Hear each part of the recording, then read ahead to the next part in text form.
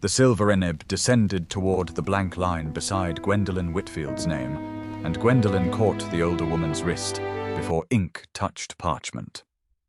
"No one signs my name for me again." Behind her, Ellis, Duke of Hawkridge, stood in a dark navy coat, with one hand half raised and stopped. The solicitor had just used the word confinement. 6 weeks after Gwendolyn had left Hawkridge without pleading when their first marriage was declared void, Ellis had learned she carried his child. Gwendolyn's ivory-grey gown showed the curve she had hidden beneath a travelling cloak. Wax-sealed papers rested against it. Warm window light caught Ellis's sleeve and the red wax. His aunt stared from the left end of the vestry table. "You are carrying the Hawkridge heir," the older woman said. "The fresh license is ready.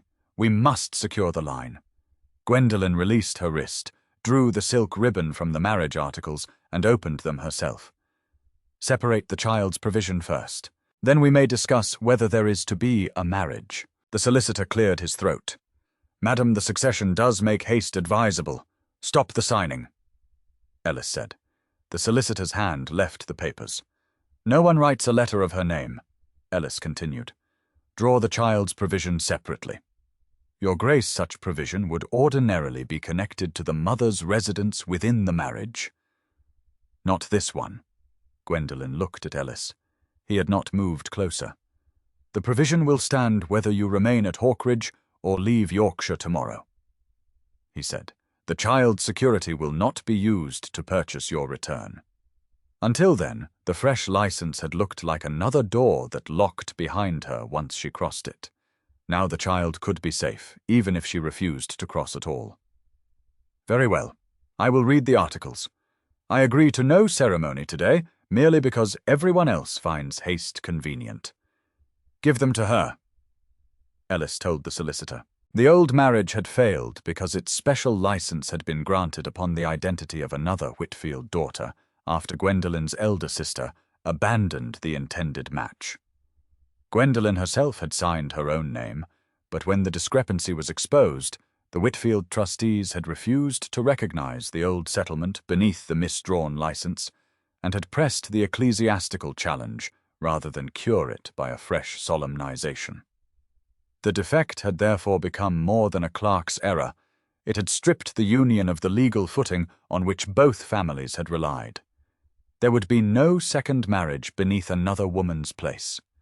She checked the jointure, the separate use funds, and every name at the head of every page. Then her quill cut a black line through the clause, allowing family elders to advise where she should reside if the Duke were absent. "I have 2 conditions. I will reside at Hawkridge for 1 season. At its end, if I do not choose to remain here in household my cottage and my income remain mine to use." "Such a residence provision is highly irregular, Your Grace," the solicitor said. "Write it in. Second, no one in this household may alter my private rooms or interfere with my correspondence without my instruction." The solicitor bowed over his notes. "That may stand as a covenant beside the settlement." Gwendolyn signed. The ink was still wet when Ellis turned to the steward. "From this hour every household list and ledger will read Gwendolyn, Duchess of Hawkridge. No comparison with her sister. No reference to her merely as the mother of the heir. Do not punish a servant for an old habit," Gwendolyn said, retying the silk ribbon herself. "Correct it." Ellis met her eyes. "Then it will be corrected." The future before her was still uncertain. For the first time since the nullity, uncertainty belonged to her. The ceremony took place the following morning, beneath the fresh license with the proper names read and witnessed. It was brief and quiet. When Gwendolyn left the chapel, she did so as Duchess of Hawkridge again, but this time the ground beneath the title had been written in her own hand. Hawkridge itself was less easily rewritten. Ellis's first wife had died young after years of ordering the household with a precision the servants still spoke of, as if it were weather, something that had once governed every day and was expected to return. Ellis kept her memory with the same severity he gave every duty. On Gwendolyn's second morning back, a maid carrying coal made a careful half-circle around an empty pedestal in the long gallery. When Gwendolyn asked why, the girl explained that the late Duchess's winter vase had always stood there. Later, Gwendolyn saw Ellis remove his riding gloves before entering the West Wing memorial room. He never summoned servants there or used the room as a stage for grief.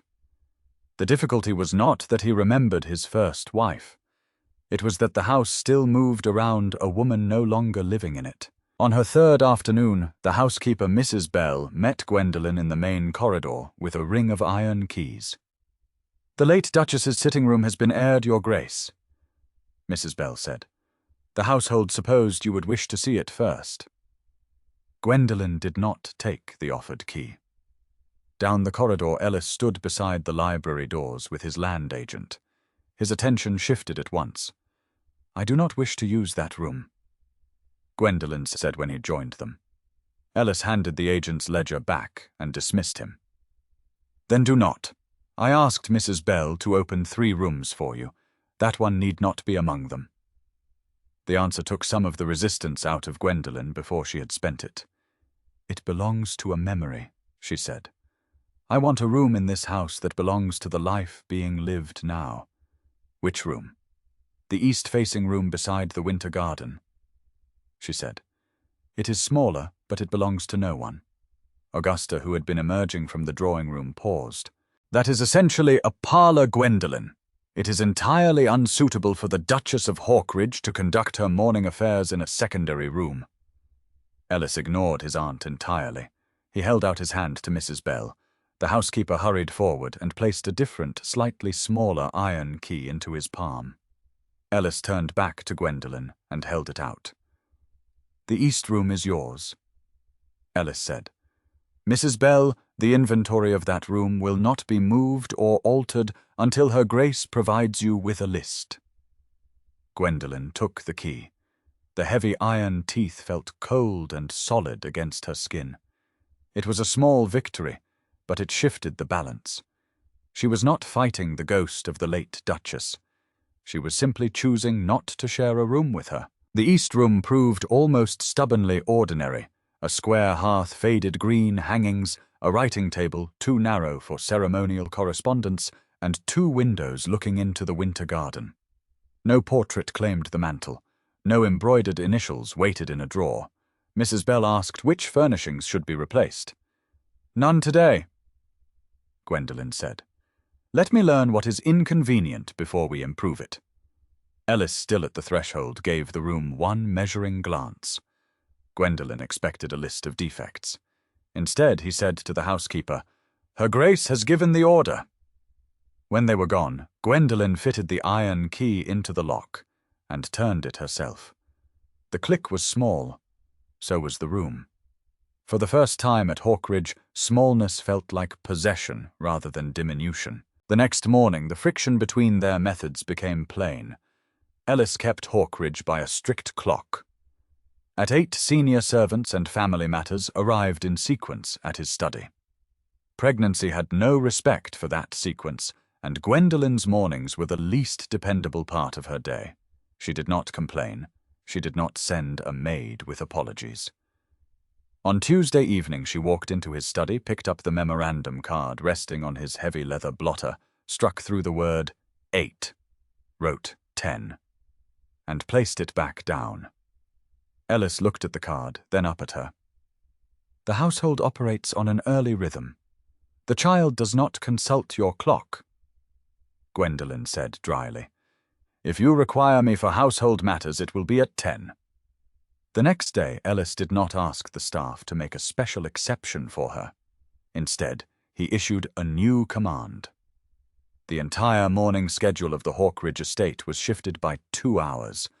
When Gwendolyn discovered this, she found him in the library. "Moving the operations of a 5,000-acre estate by 2 hours because I cannot tolerate the smell of eggs at dawn seems slightly excessive." Ellis did not look up from his correspondence. "It is simpler." The corner of Gwendolyn's mouth betrayed her. He had not told the staff to make an exception for an invalid duchess. He had moved the clock and spared her the spectacle. It was excessive, certainly. It was also so entirely Ellis that she tucked the altered memorandum card into her pocket instead of throwing it into the fire. As the second week began, they fell into an awkward, careful proximity.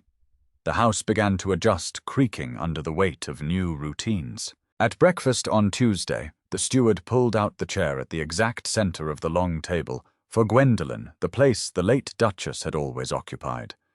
Ellis was already seated at the head. Gwendolyn stood behind the chair. She did not sit. She looked at the heavy silver settings, perfectly aligned, symmetrical, and entirely historical.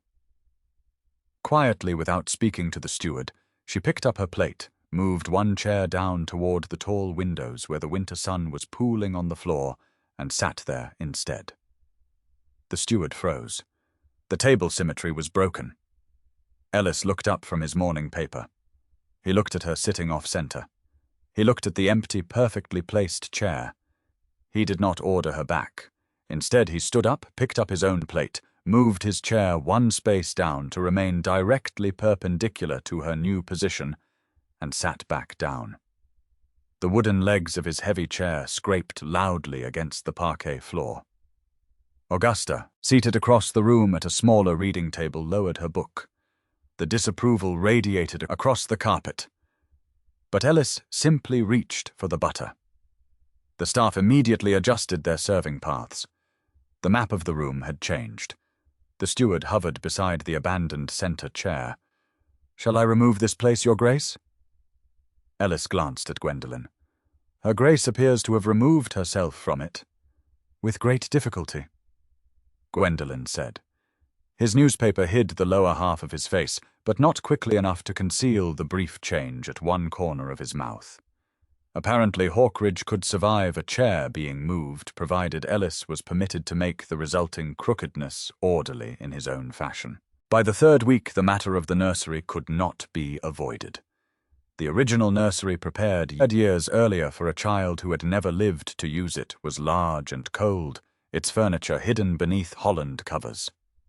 Ellis was already by the window when Gwendolyn entered. "I will have the room cleared," he said. "Everything can be replaced from London." His gaze moved over the covered shapes. He stopped before issuing the next order. "No," he said more quietly this time to himself. "That is deciding the matter before you have spoken. Tell me what you want kept." Gwendolyn crossed to a carved wooden chest and pulled back its cover. The wood was sound, the hinges plain and strong. This, she said, and the nursery table, not the room. The south-facing room down the hall has better light," she added. "The rest may remain closed." Ellis looked at her hand on the old wood. Some guarded expectation in his face eased. Gwendolyn understood then what he had feared she might ask, not space for herself, but an erasure of everything that had come before. She had no wish to give the dead such power over the living. "The south room," Ellis confirmed. He turned to the waiting footman. "Move the chest. Leave the rest. The Duchess's list governs the nursery." Gwendolyn started toward the door, then paused. "One thing may be chosen from here that is not on my list." Ellis's attention sharpened. "For the child," she added. "You may choose it." He looked around the covered room for a long moment. At last he uncovered a plain, low stool beside the old window seat, scarred at one edge and wholly without grandeur. "That," he said. Gwendolyn raised a brow. "A ducal nursery furnished by two people determined to rescue the least impressive objects in the house. It is sound, so is the chest." That was answer enough. The stool went south with the chest, and nothing else was disturbed. By the fourth week, Gwendolyn had made a habit of walking in the winter garden, when afternoon fatigue made the open grounds uninviting. Beneath the glass, the air smelled of damp loam and bruised rose leaves. Moisture beaded on the panes and darkened the hem of her gown when it brushed the flagstones. One broad path, however, narrowed almost to nothing beside a formal planting of winter roses designed by the late Duchess. The display was beautiful. It also forced Gwendolyn through a colder side aisle whenever she wished to pass. One afternoon, Ellis found her resting on a stone bench looking at the blocked path. The scent of wet wool followed him in from the court. "I will have the gardeners remove it," he said at once. "The entire display." Gwendolyn gave him a long, flat look. "Do not be absurd. They are beautiful." She pointed to the outermost row of heavy planters. "If they move that single row to the eastern wall, the path will be wide enough for 2 people to walk." Ellis frowned at the planters. A head gardener, having heard the Duke's approach, hurried over, twisting his cap. "Your Grace, the late Duchess designed the symmetry specifically. The living one's instruction governs the path," said flatly. "Move the outer row." Something in Gwendolyn's chest pulled tight. The living one. No compliment had reached her half so neatly. Trust Ellis to make courtship sound like an instruction concerning pottery. She lowered her eyes before he could see the amusement there. The next afternoon, the outer row stood against the eastern wall. The widened path was not elegant. One planter sat slightly forward of the others because the brick floor dipped beneath it. Ellis noticed at once. His gaze remained on the offending inch as he fell into step beside Gwendolyn. The warmth trapped beneath the glass carried the damp earth scent between them. "You may straighten it," she said. "I am resisting." "How heroic. Do not make too much of it." They walked the length of the glass house without brushing shoulders. There was room now for both of them, which was the point. Gwendolyn found she preferred that fact to any grander gesture he might have devised. By the 5th week, the house had begun to feel altered. Then the memorial preparations brought its oldest habits back at once. It was the week of the midwinter memorial, a formal 3-day gathering for the late Duchess that brought the wider Hawkridge family into the house. Augusta had spent weeks directing the arrangements. Gwendolyn returned from a walk to find the steward instructing 2 footmen who were carrying a stack of ledger boxes out of her chosen east room. The door was wide open. "What is happening here?" Gwendolyn asked. "Lady Augusta's orders, Your Grace," the steward said apologetically. "The estate guests require the east room for the memorial reception overflow. Your Grace's items are being temporarily relocated to the upper guest wing for the 3 days." Gwendolyn looked down. On a silver tray held by a maid, her iron room key lay discarded, waiting to be tagged for temporary storage. Ellis stepped out of the adjacent library, holding a sheaf of ceremonial lists. He saw the footman. He saw Gwendolyn staring at the key. "It is only for 3 days, Gwendolyn," Ellis said, misreading the silence. "The memorial requires the formal rooms. Augusta is coordinating the overflow. It is a temporary inconvenience." Gwendolyn did not raise her voice. She did not yell. She simply stopped moving. Her stillness was profound. "A temporary inconvenience," Gwendolyn repeated. Her voice was terribly precise. Ellis frowned. "The guests expect the house to be arranged as it was. It is a matter of duty. When they depart on Friday, your room will be restored." Gwendolyn looked at him. He could measure 3 days against a legal settlement and call the difference small. He could not yet see what the servants carrying her boxes could see perfectly well when memory required space. The living Duchess was the one being moved. "If I must disappear for your dead wife to be honored," Gwendolyn said, her words dropping like cold stones into the quiet corridor, "then this house still has room for only one Duchess." The footman froze. The steward looked at the floor. Augusta, stepping out of the drawing room, opened her mouth to speak, but Gwendolyn did not let her. "I left this house once because I was a placeholder," Gwendolyn said, holding Ellis's gaze. "I will not be packed away in the upper wing like surplus furniture, so your relatives can pretend time stopped 3 years ago." She turned and walked away. Ellis watched her go. The silence in the corridor was absolute. Augusta stepped forward. Ellis, she is being unreasonable. The family expects the reception rooms to be available. To cancel the arrangement now would insult the memory of—" "Put the boxes back," Ellis said. His voice was not loud, but it possessed a terrifying density. He looked at the steward. "Put the boxes back in the east room. Now." "Ellis," Augusta warned. "The guests. The guests will fit in the chapel gallery," Ellis said, turning to his aunt. "The memorial will be held in the chapel. The main house remains as it is." He reached out, picked up the iron key from the silver tray, and held it tightly. "The order was a mistake. The fault was mine." He found Gwendolyn in the winter garden. He did not bring an explanation. The gardeners were already carrying the memorial arrangements toward the chapel gallery when he held out the iron key. "The order is withdrawn," Ellis said. "The memorial is moved to the chapel. No one will enter your room. Tomorrow the household lists given to the guests will distinguish the late Duchess from Gwendolyn, Duchess of Hawkridge. There will be no confusion." Gwendolyn took the key. Through the glass she could see 2 servants crossing the court with one of the memorial boxes, while Augusta stood rigid beneath the arcade. Ellis had not merely regretted the order in private, he had reversed it where everyone who had obeyed him could see. "And the east room?" she asked. "Restored before noon. It was not the boxes alone."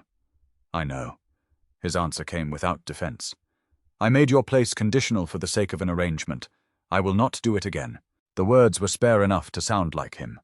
More important, the corridor outside her room was already filling with the quiet thud of boxes being carried back. "I will attend the chapel service," Gwendolyn said. "Because I choose to." Ellis nodded once and stepped back, leaving the key with her rather than using the repaired order as permission to come closer. In the days following the memorial, a new caution settled between them. The repair was real, but Ellis, having realized how easily his command could harm her, retreated into a rigid restraint. He gave her space. He did not enter the east room. He did not linger at breakfast. I was being so careful not to crowd her that the respect was turning into distance. Gwendolyn realized that if she simply observed and waited, he would never cross the line she had drawn again. She had to choose to open the door.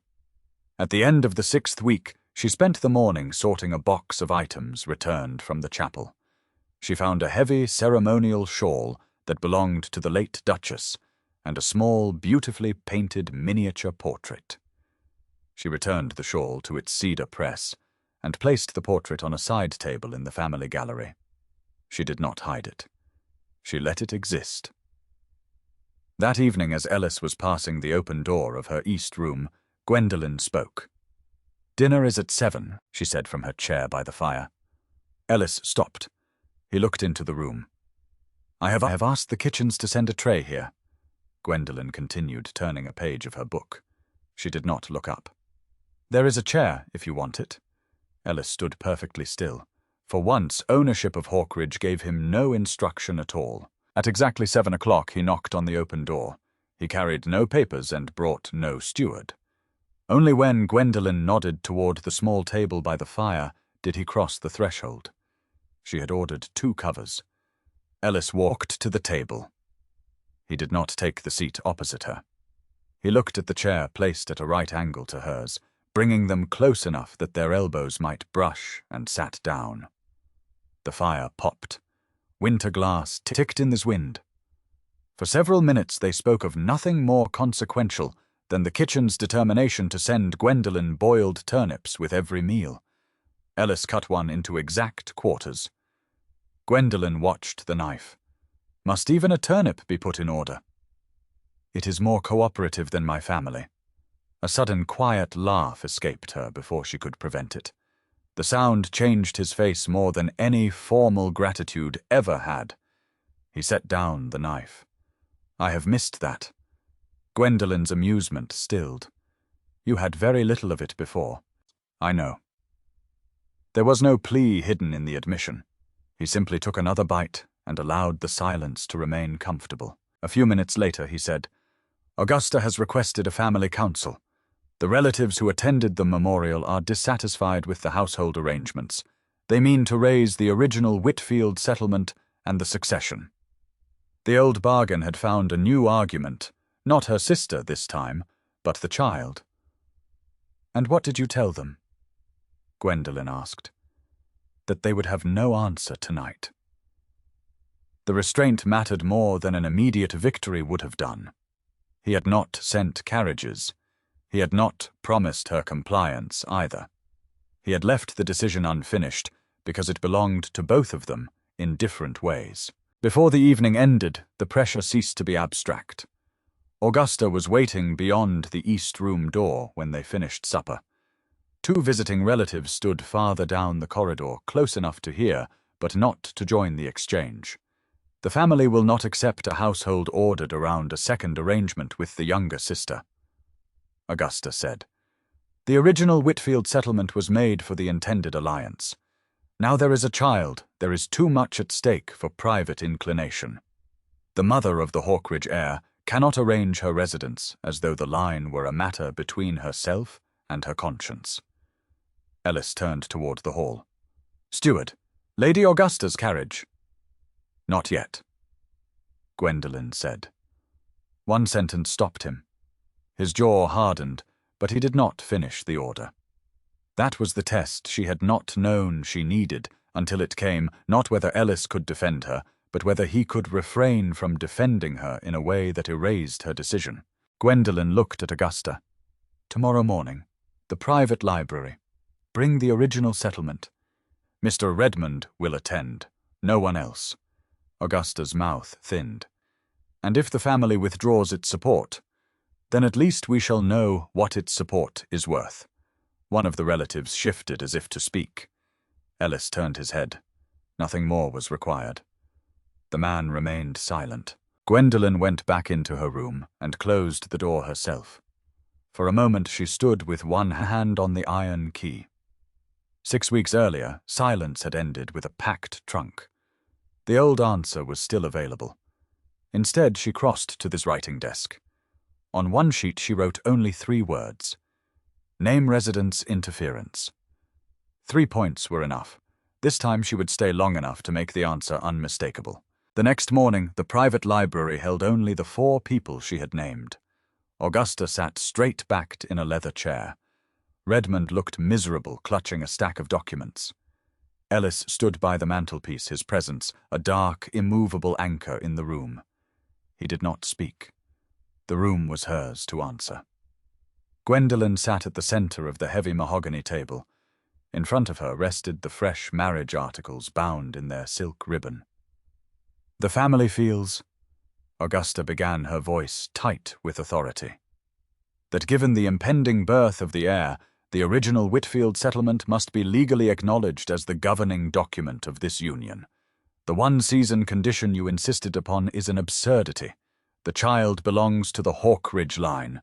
The mother of the Duke's heir cannot hold independent residence rights as if she were a tenant." Ellis's hand tightened on the marble mantel. Gwendolyn saw the old command gather in him, but he said nothing. The restraint held without needing another correction from her. Gwendolyn untied the silk ribbon.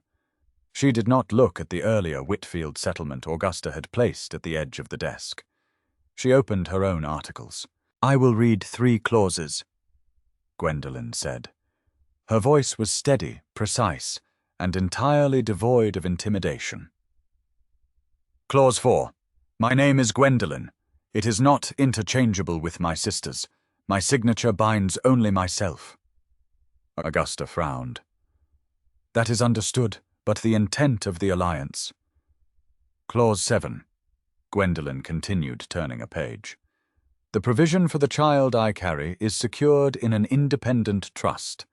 It is not conditional upon my residence at Hawkridge. The child's provision does not purchase my residence." Redmond nodded frantically, confirming the legality. Gwendolyn looked directly at Augusta. "And Clause 9. No family elder holds advisory authority over my rooms, my correspondence, or my presence in this house." She closed the document. "I will not be retained as the mother of the heir if I would otherwise be unwanted." Augusta drew herself up. "Will you sacrifice the unity of this family and the dignity of the succession for a woman who already packed her trunk and left this house once?" "I left," Gwendolyn said, when there was no place bearing my name. I am deciding whether there is one now. She rested her palm on the articles she had signed herself. I will remain at Hawkridge through the season because I choose to remain. These are the terms of my marriage. The earlier settlement does not govern me, and my child's provision does not purchase me. What I decide when the season ends will still be mine to decide. The room fell silent.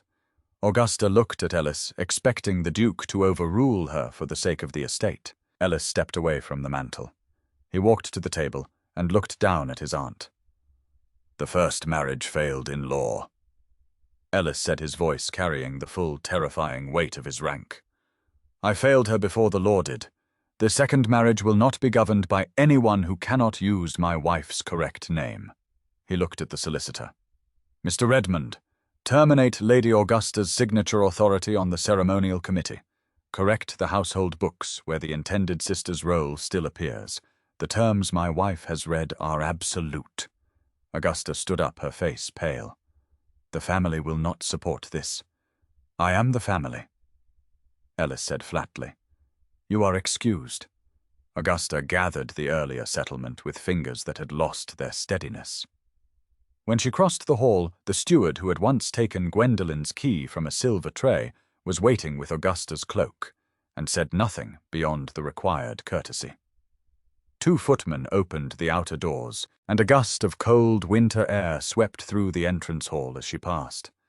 By the time the carriage wheels sounded over the gravel, every servant there had seen precisely whose place in Hawkridge had changed. Redmond lingered only long enough to collect the fresh articles, bow to Gwendolyn, and follow. The library became quiet again. The family claim had been answered. The more difficult question remained private. Ellis looked at Gwendolyn. He did not move closer. The carriage is in the yard, Ellis said. He looked at her hands rather than at the curve beneath her gown. If you wish to return to your cottage, it remains yours. So does the income settled to your use. Nothing said in this room alters that. Gwendolyn turned toward the tall window. Beyond the wet glass, the dark carriage waited on the gravel sweep. Rain tapped against its roof, and one horse struck a hoof against the wet stones. The coachman stood beneath a dripping cape with the reins looped loosely in one gloved hand. No one had ordered him away. The road to her cottage was not an argument. It was there. She crossed to the library door. Her fingers settled on the cool brass handle. 6 weeks earlier, she would have turned it. Now she withdrew her hand and reached into her pocket instead. The heavy iron key to the east room rested in her palm. Dinner is at 7, Gwendolyn said. Ellis looked up, his eyes locking onto hers. Is the chair beside you still mine? He asked, his voice rougher than usual.